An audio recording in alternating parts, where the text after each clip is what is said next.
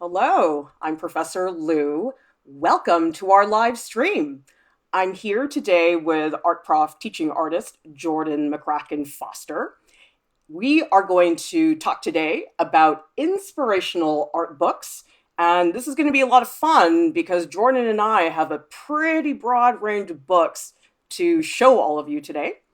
If you would like to grow as an artist, but you can't afford an art class, we've got everything you need here at Art Prof, critiques and tutorials. Jordan, I think a lot of the times when people think about quote unquote art books, they think about instructional art books. And Mhm. oftentimes, because I'm a fine artist, people assume that the art books I'm gonna like are all about fine art. But actually, Mhm. nothing could be further from the truth. I have so many books that have nothing to do with myself that I just treasure. Why do you think that is?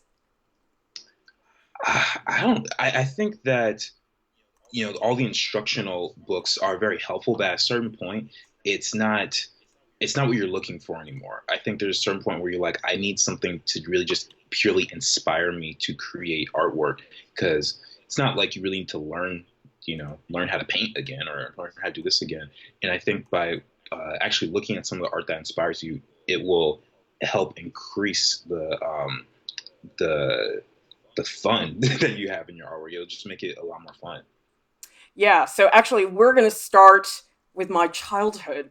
And I cannot believe I still own these books. This is a book that literally is older than Jordan. I got this book probably when I was 5 years old. And if I flip through it, you can see how I scribbled all over it when I was a child. I mean, this book is a mess. It's completely falling apart, but I love these Ed Emberley books. I feel like they really are what taught me how to draw. And they're very quirky and strange, and I love the character designs, and they're organized by different themes. So he has this one, for example, this is a newer edition. This one's called Make a World. And I just love how simple they are. Like it's just these really fast, step by step, add this shape, add one line. He really boils it down to very, very simple shapes. And this is one of those things. Jordan, have you ever had this experience where you haven't seen an image for 20 years and then all of a sudden you see it and it's like you saw it yesterday? I don't know about 20 years, but 15? a long time. Yes, we could say 10 or 15. Yeah. And that's how these books are to me. I feel that I know them inside out. They're imprinted in my head, and they were so formative to me as a child, which is really, really cool. Now, Jordan, you and I actually surprisingly picked the same book, which I thought was so weird because we're so different from each other as artists. So we chose Understanding Comics by Scott McCloud, and there's actually a second book which is somewhat related called Making Comics. So why did you choose these two books, Jordan? So I like this book because it's an instruction manual. It's a how-to book, but the way it's done is it's in the format of a comic book, so it makes it really fun to read. And it's actually so good that you can't really put it down. Like that's what happened to me when I first bought it, and I think it's a great instructional tool to use the method of output as your way to reach the student. I mean, it's sort of a brilliant concept, a comic book that explains how comic books are created. And it's really fun because he gives you all these visuals, all these examples of, okay, well, here's how you use speech bubbles. And I could not believe the comprehensiveness of these books. I mean, I've read comic books my whole life, but he talks about a lot of concepts and formats in comics that just never occurred to me. And it's just fun to read. Like, have you ever tried to read an instructional book and you're just falling asleep? I got an Edgar Payne book, and I was like, "This is a little dense for 6:30 in the morning. I can't right now." So, yeah, This yeah, is and one I of love those Edgar books that Payne. will go very, very fast. Okay, let's see. Wow, we got a lot of people in the chat today. Hello, you guys. Thank you so much for joining us. Okay, we're going to move on to a book that's very academic, actually, and it's called The Complete Printmaker. And the thing about printmaking that I've noticed is that there just are not a lot of good, reliable resources for printmaking.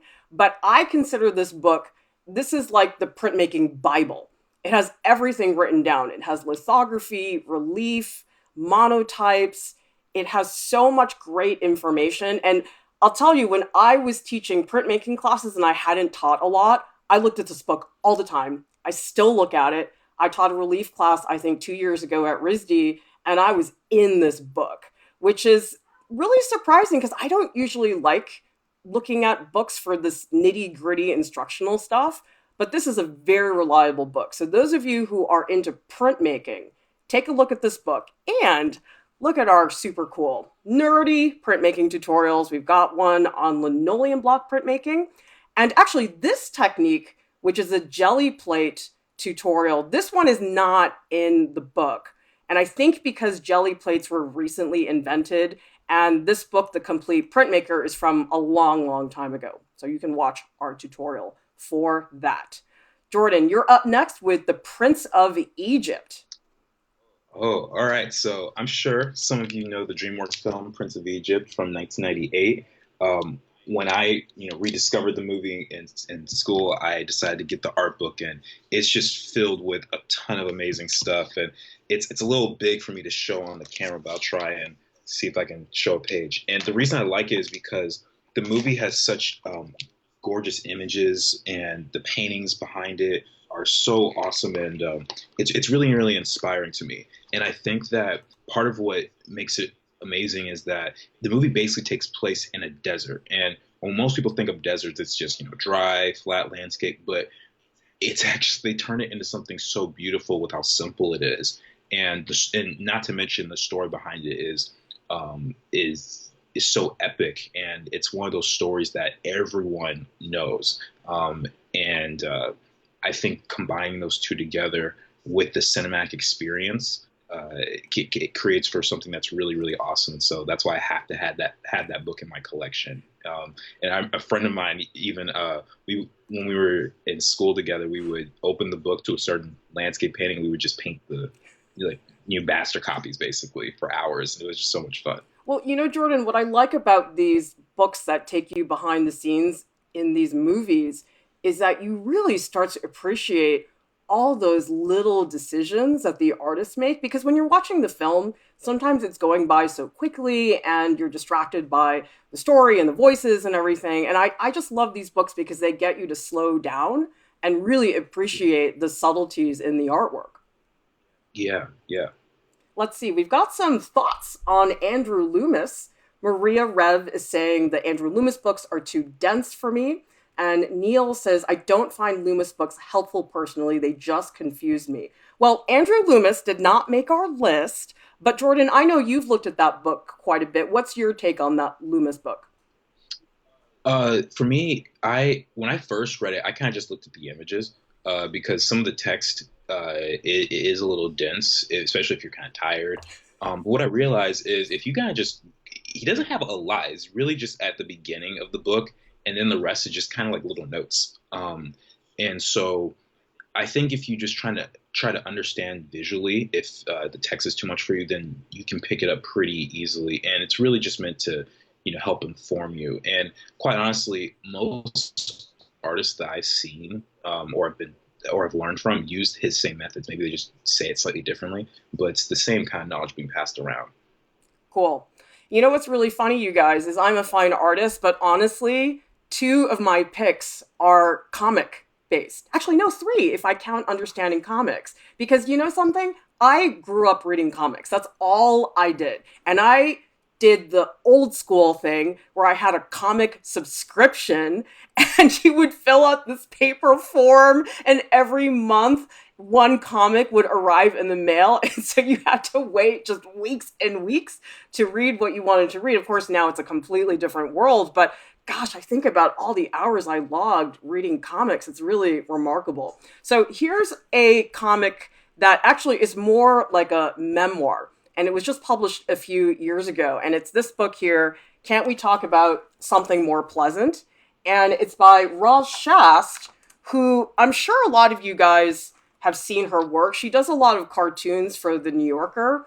And I think what really blew me away about this book is, first of all, like a lot of the other books on our list, I could not put it down. Like, it was just totally mesmerizing. And I guess the best way to describe it is a lot of people think about comics as being funny, which a lot of them are. But this book really is just, it's tragic because it chronicles the last 10 years of Roz Shast's parents. And so they have this very slow, really devastating decline. And they talk about how her parents were in nursing homes and about all the healthcare issues, cleaning out her parents' houses and everything. It's so raw and so genuine. And I just thought to myself, how can she make this funny? Like, this is such a tragic subject, and yet I'm sitting there laughing out loud, which I think is amazing because I never think anything's funny. I don't know, Jordan, are you easy in terms of making a book, having a book make you laugh, or are you a tough crowd Oh like yeah, me? I'm pretty easy to. It's very easy to make me laugh. You have to be absolutely terrible if I don't find it funny. I guess I'm a pretty tough crowd because a lot of the times, if I think it's funny, I'll just go, huh, okay. And that's sort of my basic reaction, which is a positive one for me. But when I read Raw Shast, my cheekbones hurt. That's how good and brilliant she is. So if you have not looked at this book, it's really, really worth it. I think it's absolutely phenomenal. Okay, Slut Near is saying Mouse is pretty awesome too. Have you read that book, that comic, Jordan? Yeah, I read it in the sixth grade. We had a section on the Holocaust, and I actually think it was brilliant to have us read Mouse because it was much more engaging than a thick textbook, you know. But we learned a lot, and I thought it was brilliant. And Albert is saying, I really like Chloe's graphic novel, Art School Confidential. You know something? I never actually sat down and read that book, but I definitely have seen it. And by the way, you guys who are watching right now in the chat, give us your art book recommendations because we're always, I think, searching for new content. I mean, Jordan, you really are almost on these treasure hunts for these books that you're searching Yes. for all the time. And I feel like recommendations are such a great way to discover these books. Okay, Mhm. let's move on to James Gurney. We've got Color and Light, but he also has a second book called Imaginative Realism. So, Jordan, you recommended Color and Light. What is it about this book that you really enjoyed? Uh, so Color and Light hat right here is also right there. Color and Light is basically an instructional book, but he breaks it down very easily, and every major topic is a page long. So, for example, if he's talking about monochromatic schemes, right, it's just this one page, and that's all you have to worry about. And it's very easy to follow. He goes through art history, he goes through different methods like reflected light and some things that I can't really pronounce because it's a different language. Frontal lighting, and he has, and all the examples of paintings in here, for the most part, are his own paintings, in his own drawings, with the exclusion of like Renaissance art and stuff. And it's a really helpful tool to break things down very simply. It's very similar to making comics or understanding comics by Scott McCloud in that way. Imaginative Realism, I also have that book in my shelf over there. It's very similar, but it's more about how to create things out of your mind rather than relying on reference for everything, or how to create your own reference. So those two books I definitely recommend. And actually, I don't know if any of you guys have seen James Gurney's YouTube channel, but I really think he's one of the best artists on YouTube, hands down. His videos are really well produced and he explains things very well. And I like how every one of his instructional videos, even though he teaches you a lot of content, it really feels like he's telling you a story. I think he's a brilliant painter. I mean, the fact that he can make stuff that really is convincing and it feels like it could exist in the real world is phenomenal. He did those Dinotopia books. Are you familiar with Yeah, those, Jordan? only because of the book Color and Light. He talks about it a lot. Yeah, he's a really, really good artist. And if you guys have not seen his YouTube stuff, I highly recommend it. Okay, looks like we got some other great Recommendations: Alison Bechdel, Fun Home, says Sterling Richards. Yeah, I have not spent enough time looking at Alison Bechdel, but I know she won a MacArthur Foundation grant a few years ago. And so she came on the radar for me when that happened. Builder D is saying The Sculptor by Scott McCloud, quite relevant to the artist's struggle. Great example of the Understanding Comics book. Oh, looks like 10,000 Crows knows about James Gurney's YouTube videos. And Lisa H says, normally I want people to watch the lives, but I'm selfishing wanting to keep these a secret until I've hit Amazon. Let's see. Maria Rev is suggesting The Complete Guide to Drawing and Illustration by Peter Gray for beginners wanting to learn to draw. Wow, this is fantastic. I feel like I should write all of these down and compile a list and put it somewhere on our main site, because I feel like right now I'm learning about all these terrific resources. Okay, let's go on to artistic anatomy. Now, is this a book you're familiar with, Jordan? I don't think so. Really? You're such an anatomy nerd. How can you not know about artistic anatomy? I I see.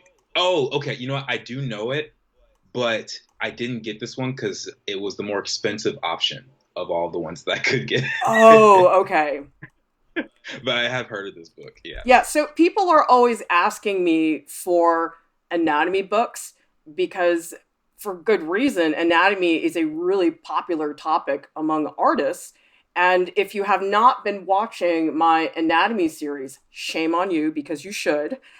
And so we're not through the whole series yet. I really have only gotten to part 5, and there's many, many more videos to come. But I think a lot of people, it's reassuring to have a book that you can reference as you're drawing.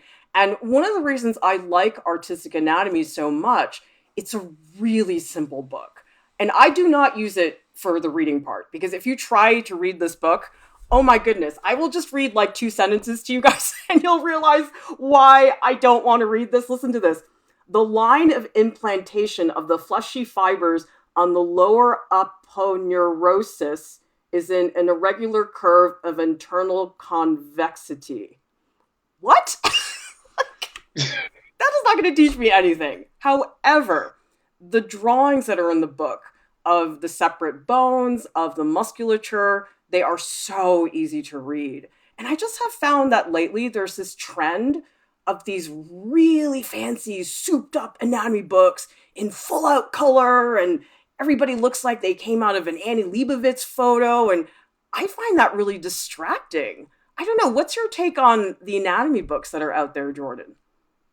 I think it can be very tough because I feel like everyone learns differently, and there are some books that are so detailed to the point where it's hard to really focus, and sometimes you just need a book to just break it down very simply. And for me, even as much as I study the anatomy, I really only focus on the things that you can actually see. There's like all the extensor muscles, and flexor muscles.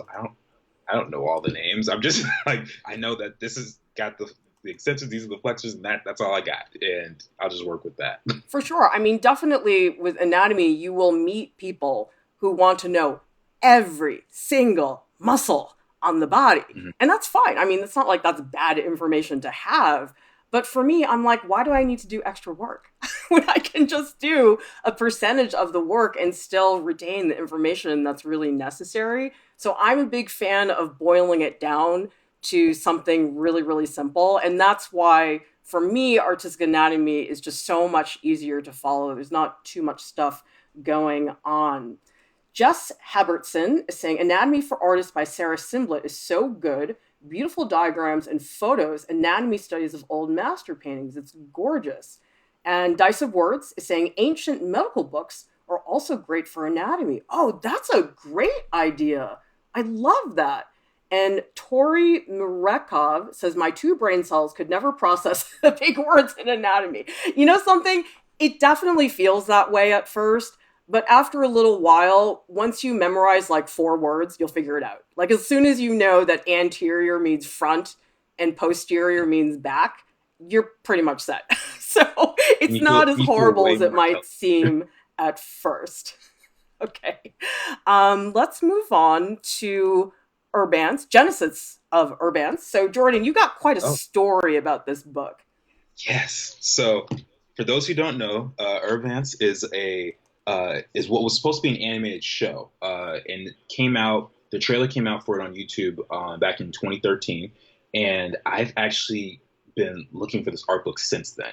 And so it came out. It was only released on a Kickstarter, and it has like a lot of really cool neon colors and a lot of hip hop influence in it, and it's really really unique. And it's created by a Brazilian artist who went to school in France named was it uh, Joel something or other. I'll find out. It's like Vargas, I think his last name. But I was trying to find this book for years, and I couldn't find it. And I started coming up with my thesis project, which takes a lot of visual influence from this. And so I randomly searched on eBay, a couple months ago, and I found it. Someone was selling the book for $40. And it's like, I've been looking for this book for 7 years. And so it's finally selling it for a price that's reasonable. And I got the book and I opened it up. And what really amazed me is that this person, sorry, is sold a signed copy.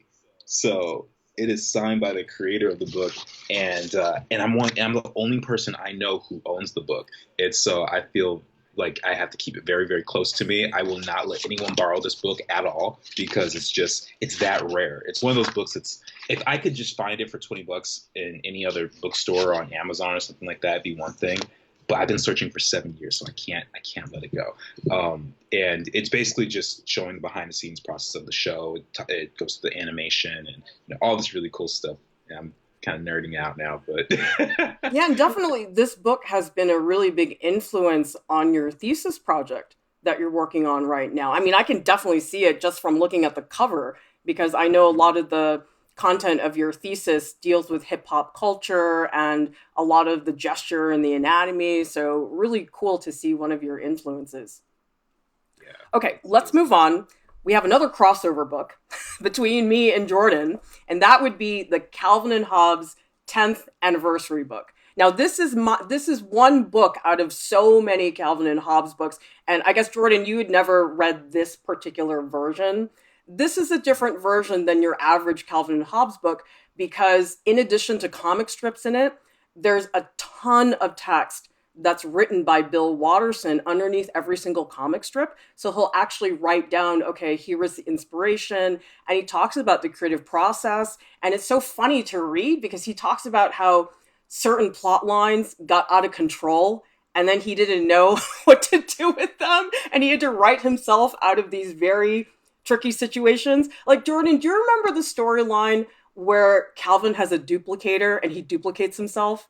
yeah, yeah, And yeah. there's like 8 Calvins, and so they run around doing all these crazy things. He said that storyline totally spiraled out of control, and I just loved reading about that. And Bill Watterson, that guy is a genius. For example, there is no BS in this book. It's the least pretentious artist process book that I've ever read in my life, and it's so refreshing. So, for example, this is my favorite line in the entire book. He says, people always ask how cartoonists come up with ideas. The answer is so boring that we're usually tempted to make up something sarcastic. The truth is, we hold a blank sheet of paper, stare into space, and let our minds wander, which to the layman, this looks remarkably like goofing off.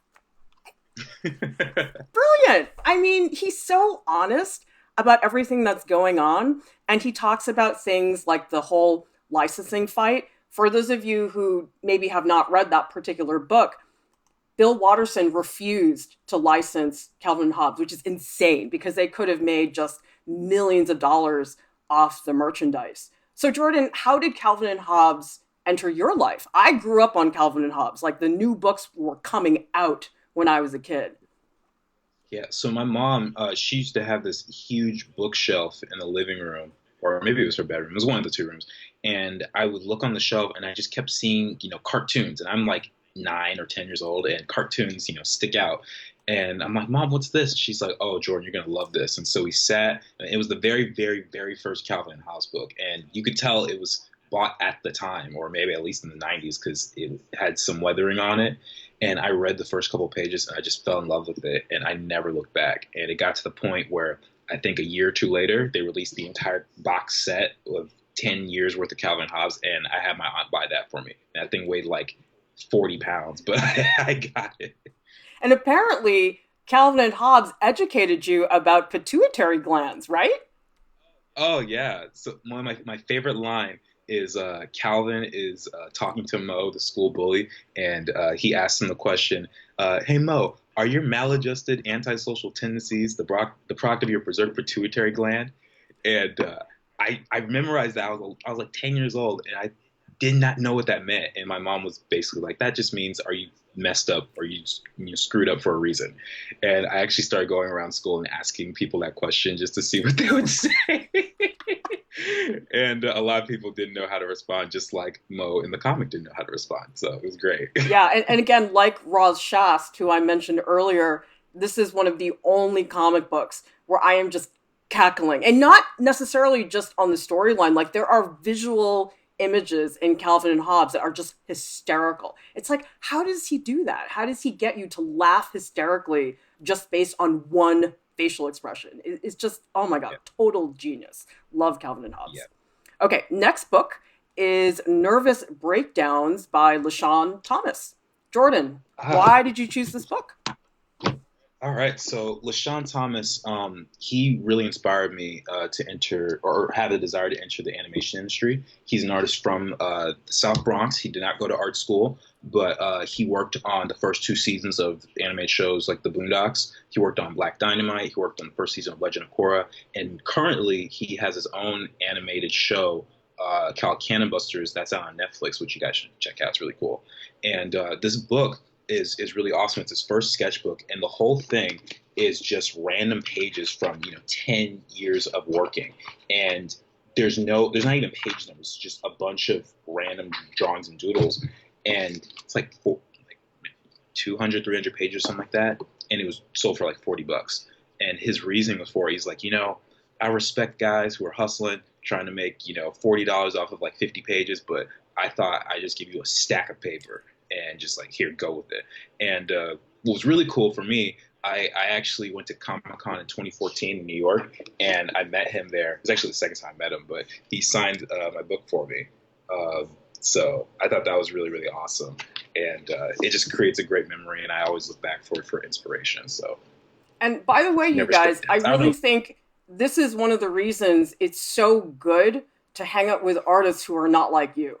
I mean, like, I honestly had never heard of half the books on Jordan's list until like 24 hours ago. So that's one of the reasons why our staff is so diverse, because I feel like I'm constantly learning about all these new fields that honestly I probably would not have the time or take initiative to find out about. So I would just encourage all of you, don't be afraid to step outside of your genre or your field that you normally work in, because I think it's just really refreshing to read something very different.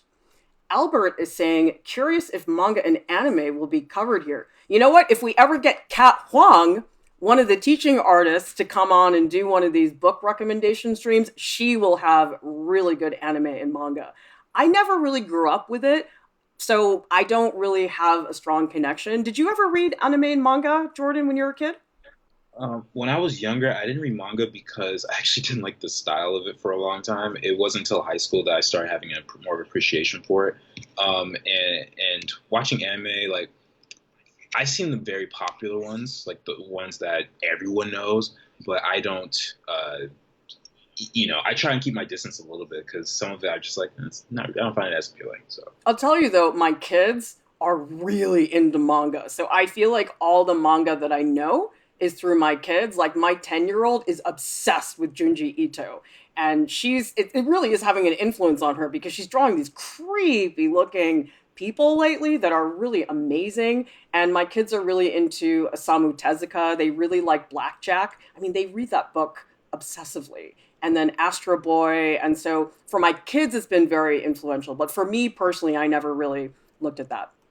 Okay, this is the one somewhat academic book that I'm going to recommend. And it's not the type of book that I would be reading over and over and over again, but I really liked it because Twyla Tharp, she's actually a dance choreographer.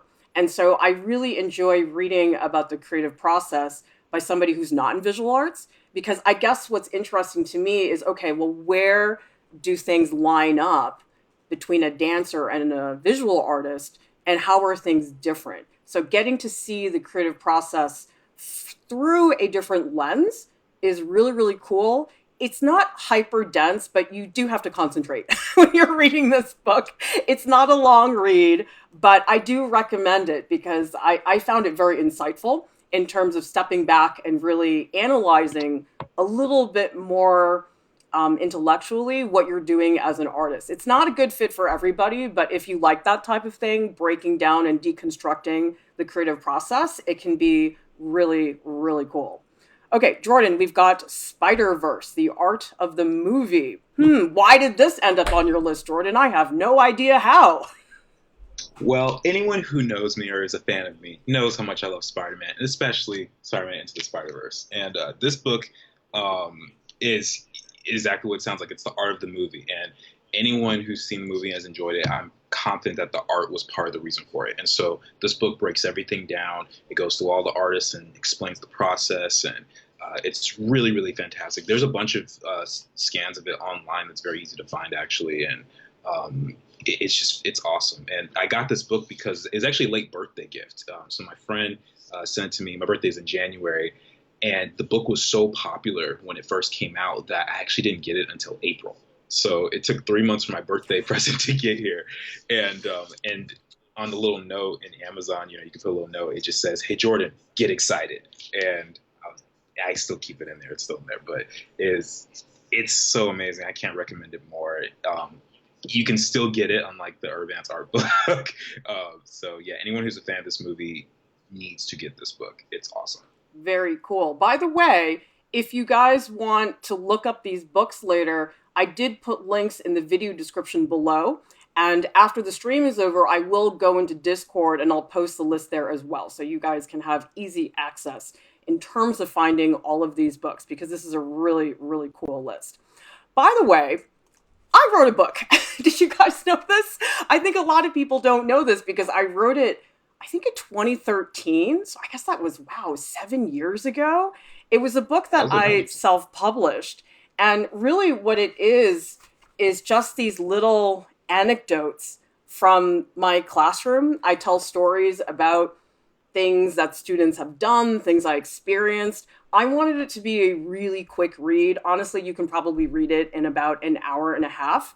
And I wanted it to be a book that people could read over and over again as a reminder, because I just can't stand those super academic books about art that are just incomprehensible. And I wanted to write a book that really was an antidote to that. So this is like way before I even thought about doing Art Prof, but in a lot of ways, it was instrumental towards the work that I'm doing now on Art Prof. So if you guys want a quick, really simple read, its link is in the video description below. You guys can check that out. And let's see, wow, we have so many recommendations. I don't even know that I can get through all of these, but I will put them down in our list because I think it never hurts for us to have more books to talk about. By the way, let us know in the chat if you guys would like to see another stream where maybe Jordan gives you his second wave of book recommendations, because wow, your list was so long, we actually had to cut it back. But also to hear book recommendations from the other Art Prof staff. Like I mentioned earlier, Kat Huang would be great to talk about anime and manga books. So let us know in the chat if that's something you guys would like us to do, because we're always trying to gauge what content you guys want us to make so we can better serve all of your educational needs. Cool. Okay, if you guys would like to hang out with us in Discord, I usually am on there for a little bit after every single live stream. And we love hanging out with you guys. Great conversations going on in there. Please check out artprof.org. Lots of free resources for you guys to use there. Subscribe to our channel and join the Art Prof family because we're awesome, right? I would say that's a pretty accurate assessment. And thank you so much to our top Patreon supporters who make all of our streams possible, who give us the budget we need to produce all of this content. And thank you, everybody, for all your book recommendations. I feel like it's enough to keep me busy for the next few years or so. And I hope all of you guys are staying safe. We will see you next time.